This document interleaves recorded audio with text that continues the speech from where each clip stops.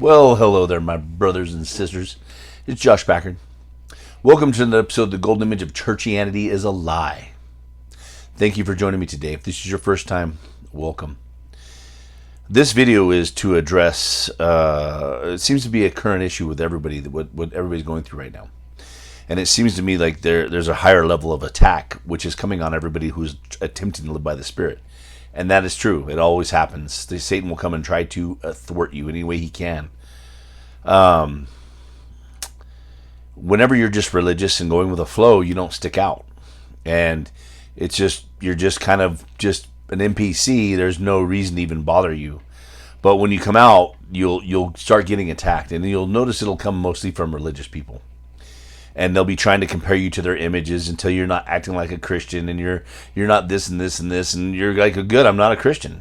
I don't care. I don't follow Christian doctrine. I don't care what people think if I'm Christian or not. Because good, I'm glad. I don't want them to be Christians either. Okay?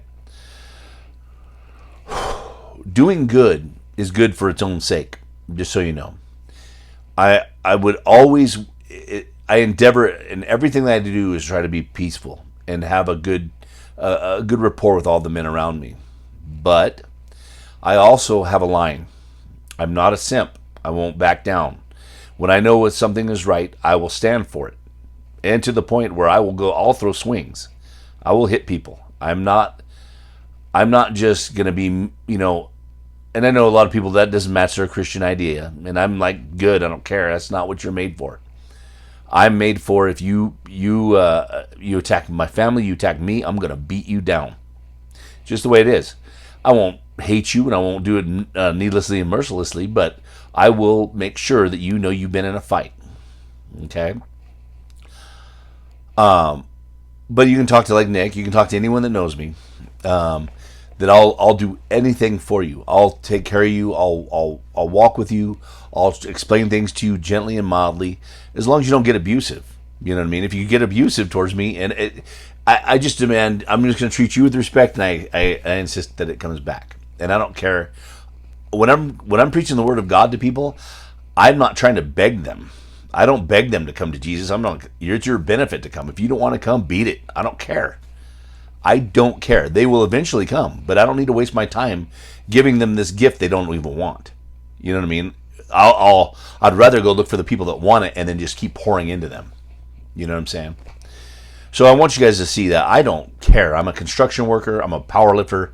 You know what I mean? In every places I grew up, we fought. In fist fights and stuff. We went to bars. If you didn't get laid in the night, you ended up getting in fights.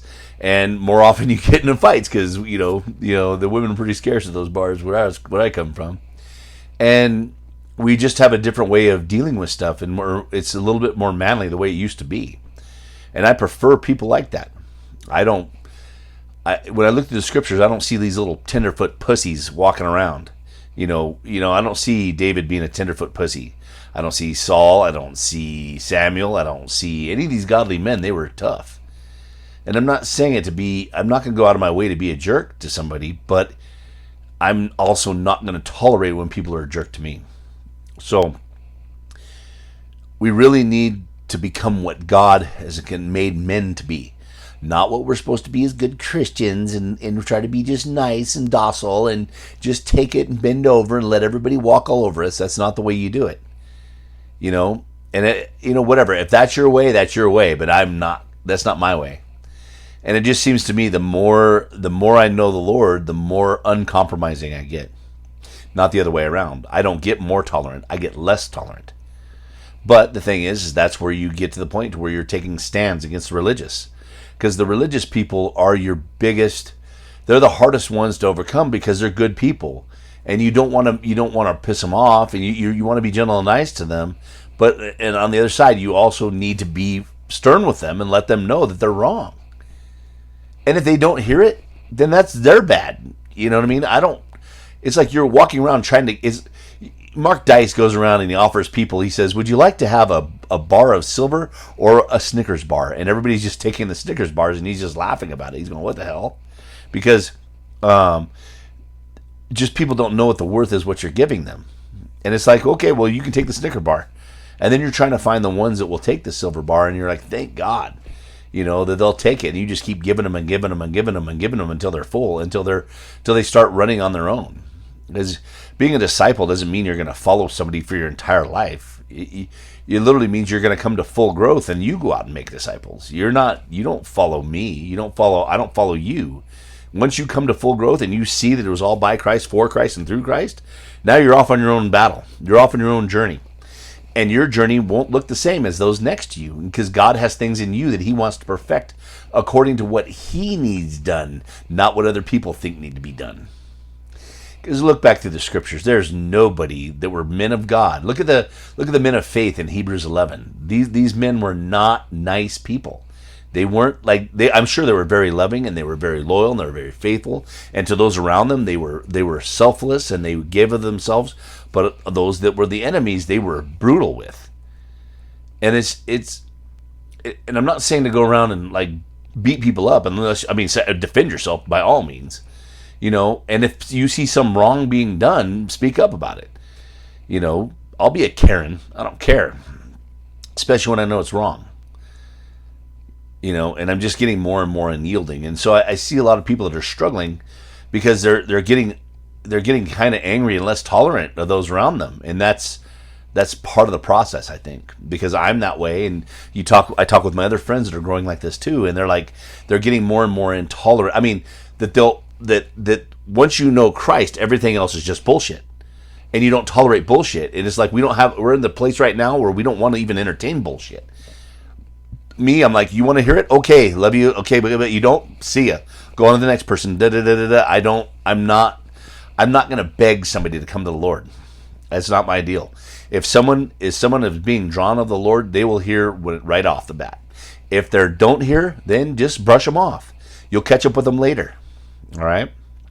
I'm talking about your family, religious friends, whatever. My family still hangs around me. They tolerate me because they think I'm nuts.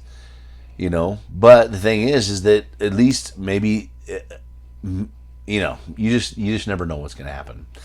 I'm not going to abandon them totally, but I don't care what they think. I don't care what your pastor thinks. I don't care what anyone thinks besides the Lord. I'm not judged by anyone but him, and what he says is the only thing that matters to me, which is again in 1 Corinthians. You don't care whether or not you're put on judge. It is God himself who justifies me.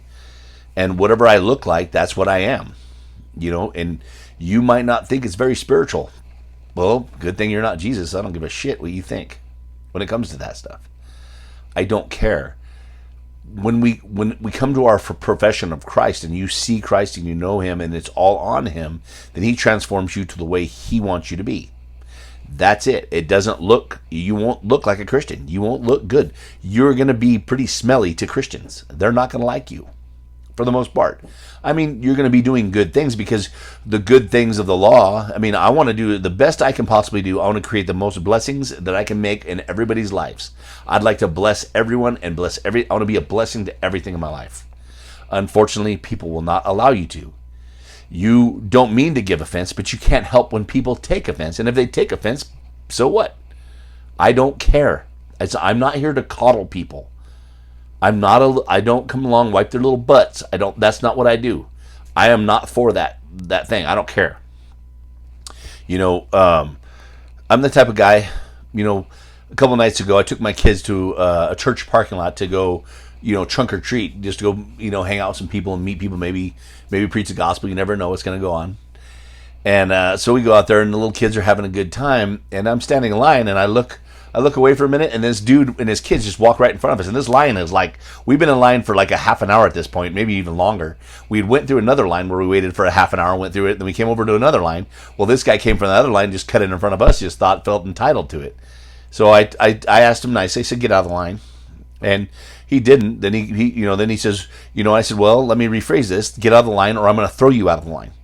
And he had his kids with him too. And I'm like, what a jerk.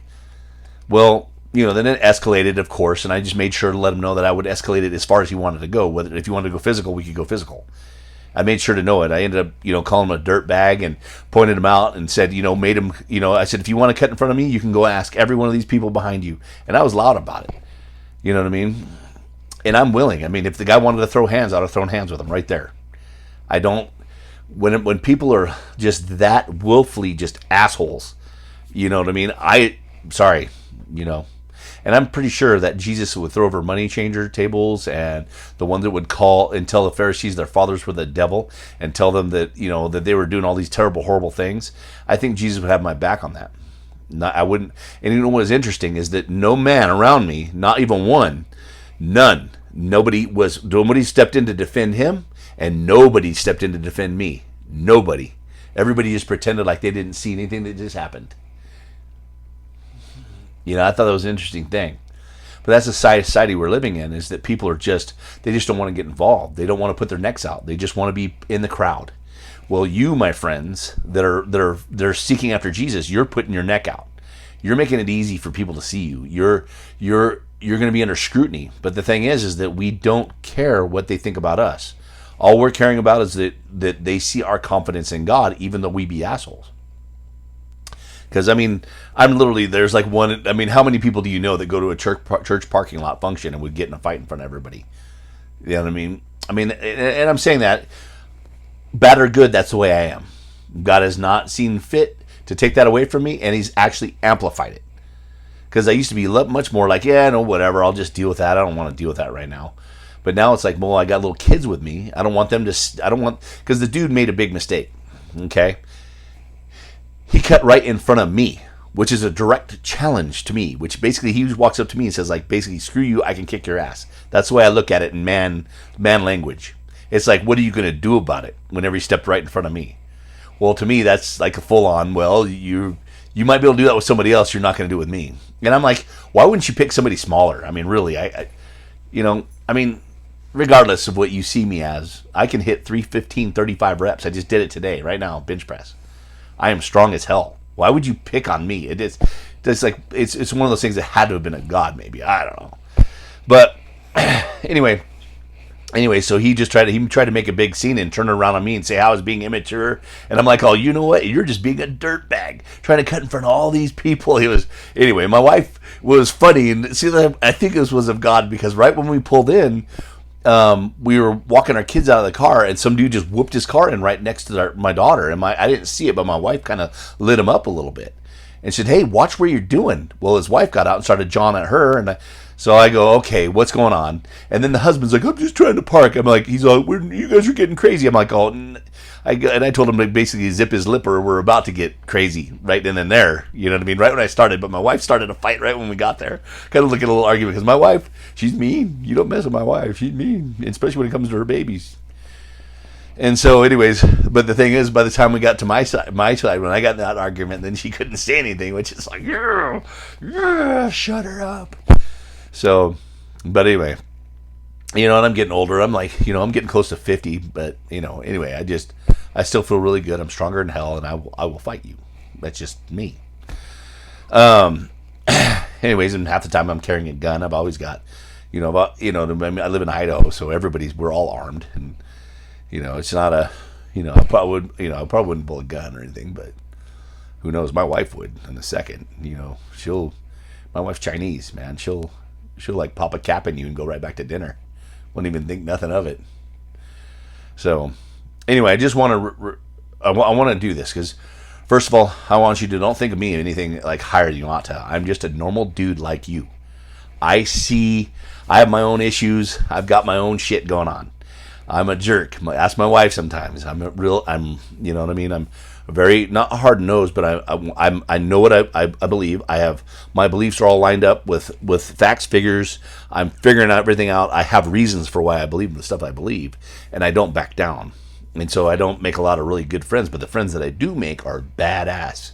You just look at you guys, you know. Anyway, I'm just trying to be totally transparent with you guys, because until you are what you are, you're always going to second guess. And Satan's always going to take advantage of you if you start trying to beat yourself up and guilting yourself. And I'm going to tell you right now, by all accounts, I'm a dick. But I also see everything the Lord has said. And I mean, I don't know how many people would do the things I do. I mean, I've read the Bible cover to cover. I'm almost done with my 136 time cover to cover. I've read the New Testament probably like 600 times. I've been all over the world. I've been in foreign prisons, not for very long, but I just got arrested and detained in other places. I've been had guns on me and stuff in foreign countries, and I mean, I've done a lot of crazy stuff, in the name of trying to figure this stuff out. And anyway, because I am so one track minded, where I have to know the truth, I have to find stuff. I will do whatever it takes to get there, because I gotta see it. I'm not. I don't know. It's just a weird thing I have, where I just can't. I can't get behind something unless I know it. You know what I mean?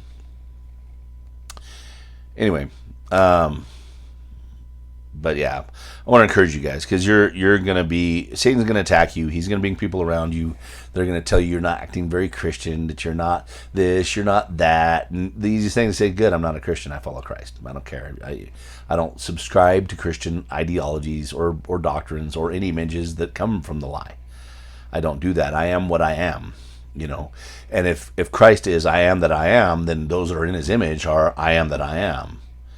Because look at all these guys. Look at Peter. Look at Paul. Look at all these dudes. John. Look at James. Look at all these guys. They were unyielding, loving to the max, but they did not yield. They made sure that the truth was known, and they stood up so much so that they couldn't be bulldozed over, not even by the powers and principalities, and that's why they were killed. I mean, before kings, they wouldn't bend over. They're like, nope. And so, anyway, you will be getting more hard-nosed. You're going to become more absolute. It's going to be Christ or nothing. It's going to be smaller and smaller and smaller, the group of people that you can hang out with, but it'll be the brethren that whom God is choosing to overcome death in this world with. Because literally, it's like it's God's way or the highway. If people, you know what I mean? If we're not following him and doing what he says when he says it, we're useless for his program, you guys. If you're not willing to be called an asshole, if you're not willing for people to shun you, if you're not willing to sacrifice your reputation before everything, then you're still not worthy of following God. I mean, and I'm saying that, in your experience. Because there's so much that stands contrary, and then everything that we see exalts itself against God, and all the teachings we hear, everything we've been told, all of our own fleshly opinions, everything, it stands up against the truth. And so it's just like, you know what? You are what you are, and if God wants you to be something more tomorrow, then he will cause the change in you. He will reveal himself, or add grace or justification or something which will empower you into changing if you need changing. But you got to accept you're right where he wants you to be right now. You couldn't be any different unless he's not omnipotent, omnipresent and omniscient. If he's just some weak little God, then yeah, you should be worried about where you're at right now and how people are perceiving you. But if not, then it's you're so willing to go the wrong or the opposite direction that they're going that you're not. It's like, who gives a shit what they think at all? And you know what?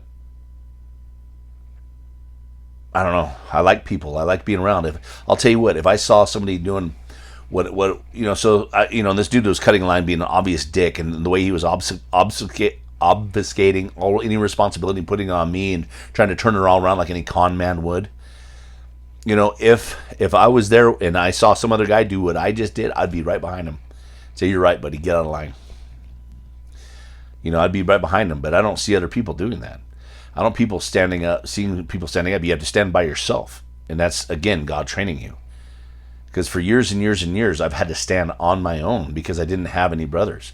I mean, besides, like, I'm talking about lots of them. I have always had Doug and Nick as brothers for a long time. And so we've all kind of gone through it, where we've been called false prophets, that we're demon possessed, that these guys had visions where we had snakes on our heads and all these other things. It's like, shut up. And so each one of us had to stand on our own, and nobody was coming to back us up. Nobody. So you had to either sink or swim. And that's how I've been walking with the Lord since I met him. So anyway, I just want you to know it's normal what you're going through. It's rough, but you know you're going the right way, and soon it'll empower you because you'll know you're going the right way because of the way they're reacting. You know, we have a friend, a mutual friend, me and Nick, and I'll leave his name out of it until he comes around. But anyway, he's, you know, and he was such a really funny dude. Everyone just loved him. The life of the party. Then he became a Christian. Now he's got a big giant log up his ass where he's no fun at all, just boring. You know what I mean? Just going through the motions, doing all the Christian stuff, and it's just like, dude, where's the you? Where are you at?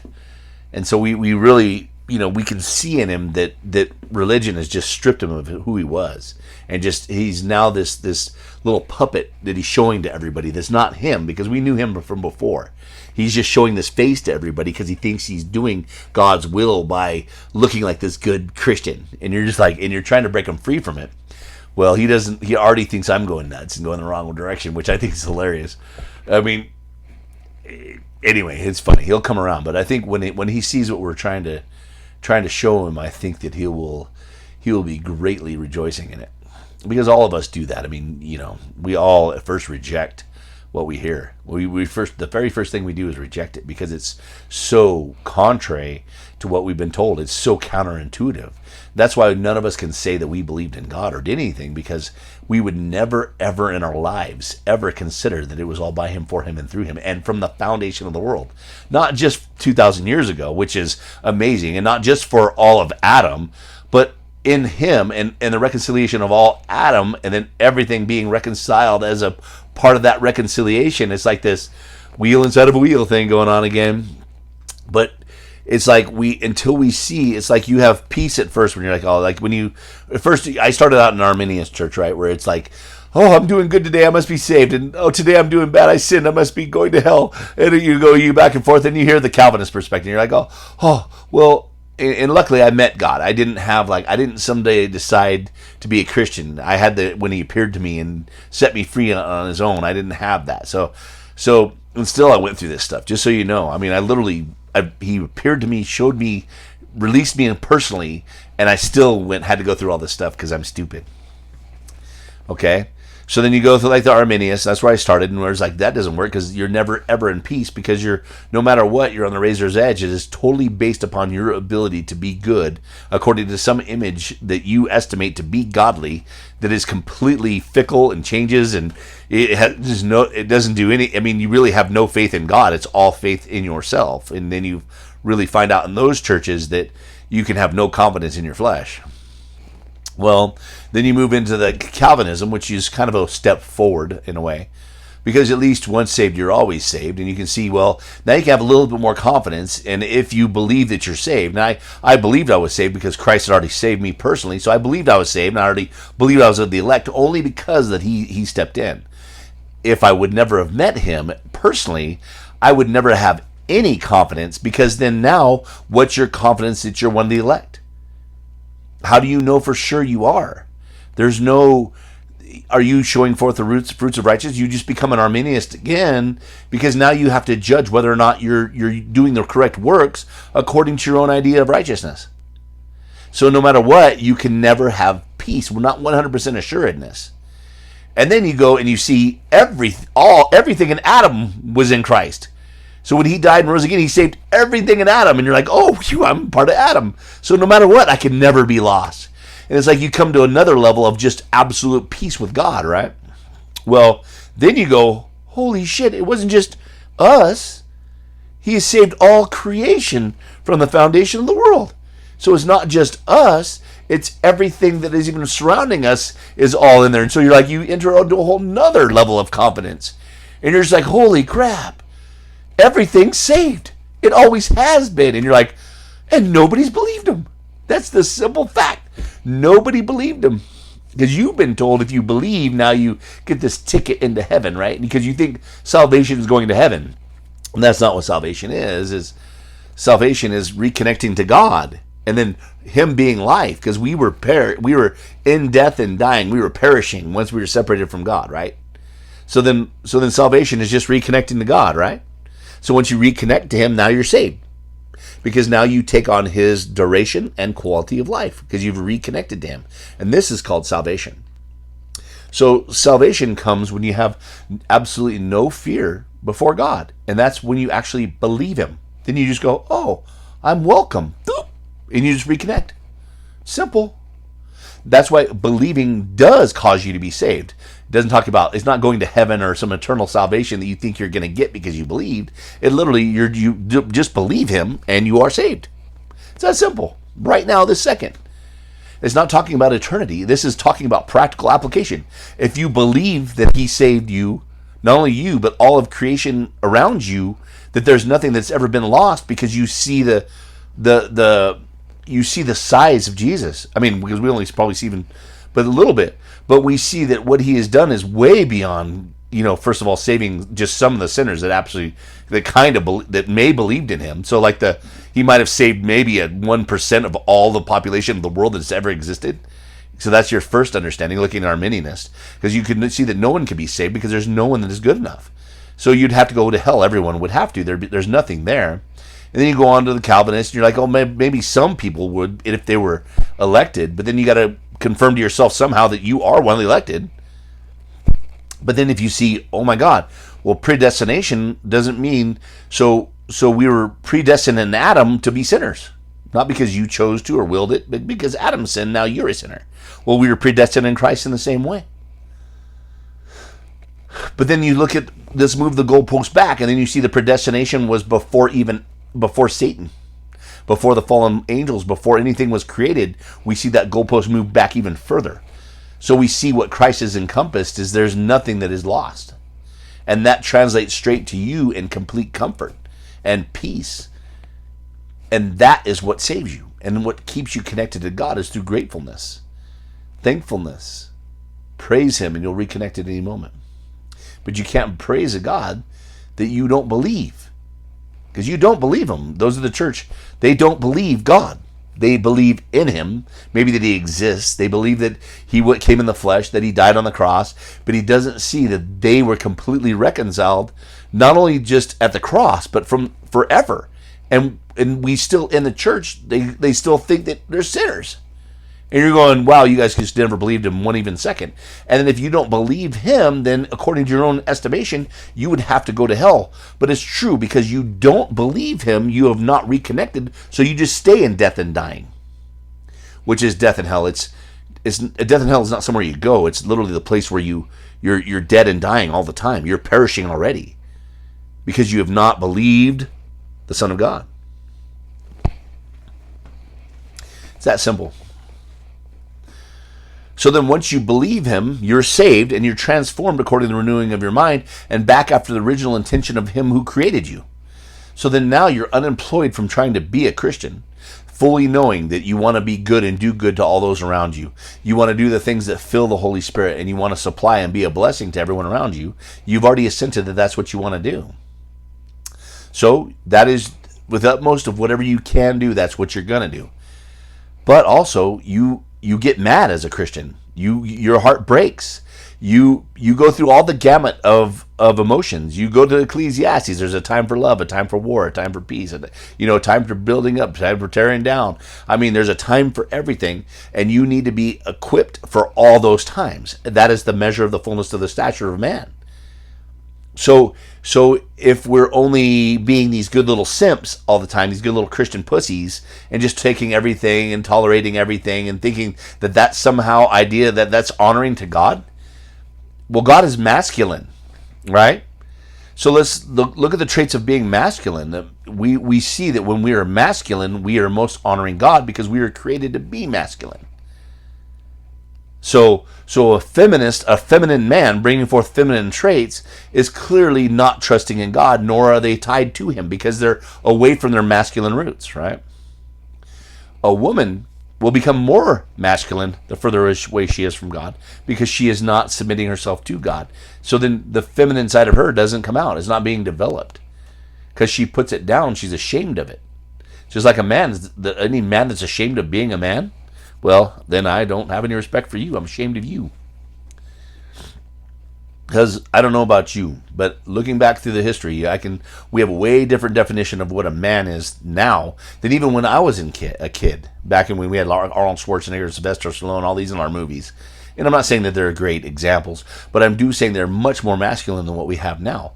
And then you go back to like the times of like, Andy Griffith, where, he was kind of it looked like he was kind of but the way he exerted himself was masculine. He didn't tolerate anything. He took control everywhere he went. He called people ma'am. He operated with respect. He was honest. He had dignity. All these things that make up a man. You know what I mean? So they were even manlier back then. I mean, even like Clint Eastwood and like the spaghetti westerns, they were more manly than say Arnold Schwarzenegger. All these. Then you get back to, well, just before that, you had the era right before him, which was John Wayne. Now, I didn't appreciate John Wayne until I got older. But then now I understand, because John Wayne movies, he was able to kick people's ass, and he could shoot them, but this and that. But he was bringing up the next generation of young men, being moral and ethical, and all these things that he was doing, and being virtuous, which is even more manly. But he still didn't take shit. Okay? Then you look down to the founding fathers. You look at all these people before that. I mean, these guys were men that did not take shit. Okay, and they protected. That's what they do. Men protect and provide. That is our instinct. That's what God made us for. You're not going to be happy. You're not going to be fulfilled unless you are protecting and providing. If for one, for your family, your children, for your wife and your children, and those around you as well. And standing up to evil. I mean, it's a big fear in all of us to call people out in their bullshit. But the thing is that, as long as everything's affecting us all now. Like, I think this dude that I kind of got upset with the other night, that was mainly because, and I would have been a little nicer. I kind of went from 0 to 100. I went like immediately to pissed off mode and like threatening him because, you know what I mean. But I'm just so tired of people, here in Idaho. Where we're at right now, people are so busy and everybody's just so rude.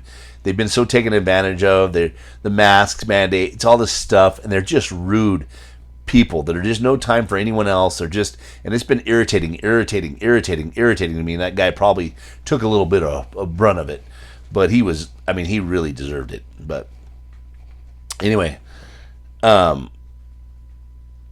don't know. I want you guys to take your hands off your throat. I don't. There's no such thing. I'm so encouraged to hear you guys all being, steadfast. I love Patrick because and he's in the nicest way about it, but he's just got such a good energy about him. But when he takes on these guys that try to say that Jesus isn't God, and I'm like, he's just like, he does it and just so matter of factness and frankness. He's not being a dick about it, but he's being very stern about it. You know what I mean? And he's very good at it, where he's not, I'm sure that people are going to take offense to what he's saying, but he's not giving offense. He's just trying to show them what you're saying is not right. It's actually detrimental to a person that doesn't believe that Jesus is God, because it takes away one of those layers of absolute protection. And that's why Jesus definitely is God, but it's to show you that there's no difference in will. So it's another layer of like a cover of protection to guard your heart and to keep you anchored inside the veil. And Nick, he's just, you can see how happy he is and how much he loves the Lord and how he, and he's gentle, but Nick will fight you. He'll light you up too. Just so you know, he's really nice, and he'll do the same thing. He's a very loving guy. He takes care of animals. Like, he puts them before himself. He's just a really good dude. His girlfriend, is just a really sweetheart, nice girl too. And they just, you can tell they just have these beautiful hearts. But you mess with his family. I've seen Nick do some stuff that's pretty funny, and he's fearless. And these are the type of people I like, and I love, because Rob seems like he's having a rough time. People are giving him shit, but he still says, you know what, screw that, I'm standing, and he's like, he's standing there saying, you know what, I'm standing right here, motherfuckers. What are you gonna do about it? And that's typically the type of transformation that will happen as you come close to the Lord. You're just not going to give in. You're not going to bow down. You won't. It's just like, screw you. It's coming to the place where we will not bow before anything. Like Meshach, Shadrach, and Abednego. They refused to bow before that golden image.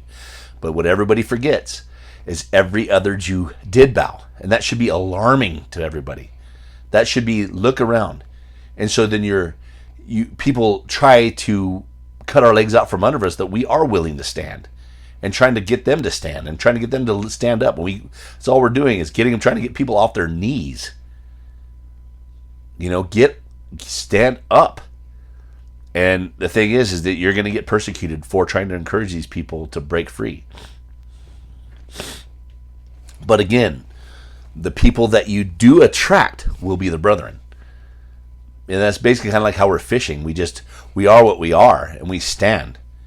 And there has to be something so different about you, because you can't fit in with the church. Otherwise, people just think you're another NPC, And so when we profess these things, I walk around in a Jesus shirt willing to fight you. You know what I mean? And I'm not saying to pat myself on the back, but I am what I am. I'm a walking contradiction to the Christian ideology. You know what I mean? And what's cool is that my wife is that way. And look, I got a wife that's meaner than me, And then all my good buddies, And I wish there were some other guys I could introduce you to, but they're all that way. All these people that I introduce, they're not aggressive, but they will get aggressive. They're the nicest, sweetest guys. They come to you with open hands and open arms, but they let you know, you cross this line, you're gonna get a fist. You cross this line, you're gonna get beat down. Everything up to this point, you are free. You can be exactly what you want, but once you start encroaching on these things, that's where you're gonna get pounded. And I just love men like this. And women love men like this too. Trust me, because they like the structure. They like the safety. It's like the men are being a fence around them, to where you're not coming through here. This isn't coming through here. Where women can finally relax. They can quit having to watch out for themselves. They can lay down their feminism. They can lay down these things because you're providing protection for them, which you're supposed to be doing. You're standing up and saying, I'm not letting anything bad come in here. We're not going to accept all the, the gender swapping ideologies and stuff in my family. And we're not going to do all this stuff. We're not going to be anything anti-God. We're not going to follow you. We're not going to allow that stuff around my kids or my family in any way. They're not, I'm going to tell them about it and say, hey, these people are sick. But I'm not going to let anything like that come around our family. All my friends are God-fearing, like literally God-fearing, like we trust God, believe Him. All my friends do, or they're developing. All my friends, they are patriotic in as far as they will fight. Whether fists or whatever, they're not afraid, and that's anyway. I like people like that. Because you know where you fit in. You know where you stand at all times. There's no secrets. There's no hypocrisy. There's no pretending. There's no lies. Nobody has any false sense of this dude's better than this dude. There's none of that there. It's like we exist to honor God and to lift each other up, and that's what we do. We really protect against anything that threatens that wholesomeness. We don't let people... Anyway, you get where I'm going. I want you guys to just relax. Let God make you what He wants you to be, even if it looks like you're an asshole. All right, my brothers and sisters. I hope this helps. I just want you to know, Christ has done everything. You are a child of God. He is working in you, both the will and to do the things of His good pleasure. He's energizing your spirit. If you're mad, likely He's mad. If you're sad, it's likely He's sad. You've got to assume that, because God isn't just fairy tales and butterflies. That's not what He does. Our God is a man of war. Our God is a man. He's a man. He's a savior. He's a provider. He's a lover. He's a protector.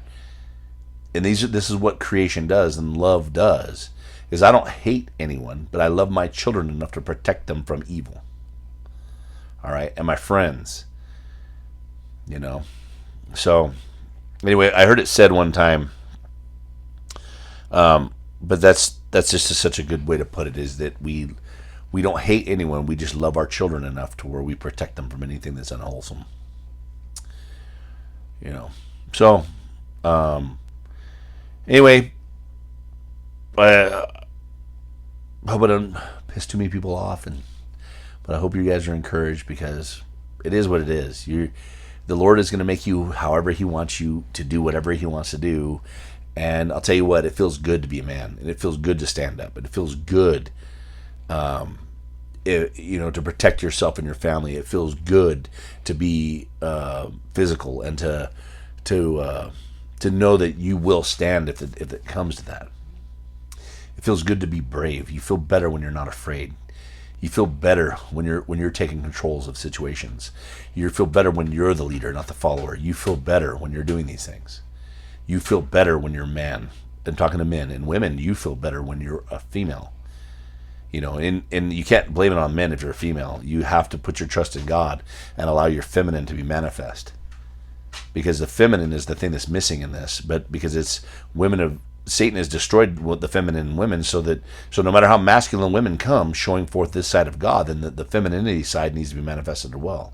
But women have been, tricked. But that security they need from men has to come from God.